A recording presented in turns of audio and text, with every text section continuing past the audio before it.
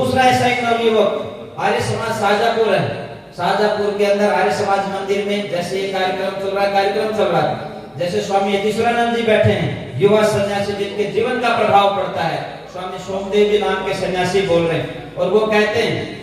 यदि आपको अपना जीवन बदलना है तो एक किताब पढ़नी चाहिए, यदि धर्म को समझना है तो एक किताब पढ़नी चाहिए, सभी मत पंथ संप्रदाय की समीक्षा जाननी है तो एक किताब पढ़नी चाहिए, राजा कैसा हो ये जानना तो एक किताब पढ़नी चाहिए, नेता कैसा हो ये जानना तो एक किताब पढ़नी चाहिए, पुत्र का निर्माण कैसे करना है ये जानना तो किताब पढ़नी चाहिए, माँ कैसे होती है ये जानना है तो एक किताब पढ़नी चाहिए, पिता की भूमिका क्या होती है, आचार्य की भूमिका क्या होती है, स्वराज्य क्या होता है, ईश्वर की प्राप्ति कैसे कर सकते हैं, ईश्वर के नामों की व्याख्या क्या है, ये सभी चीज जानना है। उसके बाद अगली बात कहते हैं स्वयं के जीवन का निर्माण करना है तो एक पुस्तक पढ़नी चाहिए और उस पुस्तक का नाम सत्यार्थ प्रकाश है।